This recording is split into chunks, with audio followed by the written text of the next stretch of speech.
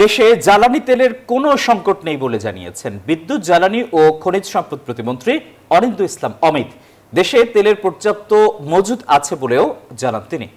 শুক্রবার রাজধানীর পরিবাগে petrol pump পরিদর্শনে গিয়ে তিনি এসব কথা বলেছেন। এদিকে জ্বালানি তেলের বাজারে অস্থিরতা কমাতে তেল বিক্রির সর্বোচ্চ সীমা নির্ধারণ করে দিয়েছে বিপিসি। মধ্যপ্রাচ্যে চলমান যুদ্ধের উত্তাপ এসে লেগেছে দেশের জ্বালানি বাজারে। সরবরাহ সংকটের শঙ্কায় পাম্পগুলোতে ভিড় করছেন অনেকে। মধ্যপ্রাচ্যের যুদ্ধ পরিস্থিতিতে বিশ্ববাজারে তেলের দাম বাড়লে দেশে সংকট দেখা দিতে পারে এমন আশঙ্কা থেকে হুলস্থুল পড়ে গেছে সাধারণ মানুষের মধ্যে। ওয়ালটন বিএলডিসি ফ্যান খরচ বাঁচে 65% পর্যন্ত। ওয়ালটন বিএলডিসি ফ্যান ছড়ায় স্বস্তির সবুজ হাওয়া। কয়েকদিন পর পাম্প বন্ধ হয়ে যাবে এমনটাও ভাবছেন অনেকে। ইরান ইসরায়েল যুদ্ধ চলতেছে, এটার কারণে দাম বাড়তে পারে, এটা একটা সম্ভাবনা আছে। জ্বালানির সংকট দেখা দিতে পারে।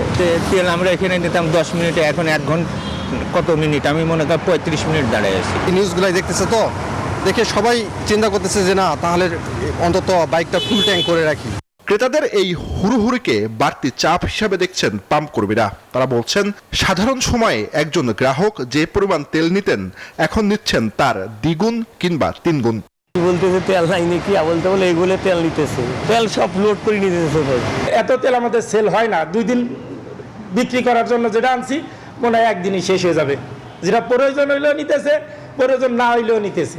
ছুটির দিনে বিভিন্ন পেট্রোল পাম্প পরিদর্শন করেন জ্বালানি মন্ত্রী ও প্রতিমন্ত্রী। এ সময় তারা সাধারণ মানুষকে কোনো গুজবে কান না দেওয়ার আহ্বান জানান। তো আমরা আশ্বস্ত করতে চাই আপনাদের মাধ্যমে বাংলাদেশের জনগণকে, দুশ্চিন্তাগ্রস্ত হওয়ার কোনো কারণ নেই। আমরা যদি আমাদের স্বাভাবিক চাহিদা অনুযায়ী আমরা তেল নেই পেট্রোল পাম্প থেকে, আমি মনে করি সংকট আগামীতে হবে না ইনশাআল্লাহ। এদিকে জ্বালানি তেলের বাজারে অস্থিরতা কমাতে তেল বিক্রির সর্বোচ্চ সীমা নির্ধারণ করে দিয়েছে বিপিসি। এতে বলা হয় একটি মোটরসাইকেল দিনে 2 লিটার পেট্রোল বা অকটেন নিতে পারবে। ব্যক্তিগত গাড়ির ক্ষেত্রে নেওয়া যাবে 10 লিটার তেল। এসইউভি বা জিপ ও মাইক্রোবাস দিনে নিতে পারবে 20 থেকে 25 লিটার তেল। আর পিকআপ বা লোকাল বাস দিনে ডিজেল নিতে পারবে 70 থেকে 80 লিটার। দূরপাল্লার বাস, ট্রাক, কাভার্ড ভ্যান বা কন্টেনার ট্রাকের জন্য বরাদ্দ দৈনিক 200 থেকে 220 লিটার তেল। জুবাইর সানি, নিউজ 24, ঢাকা।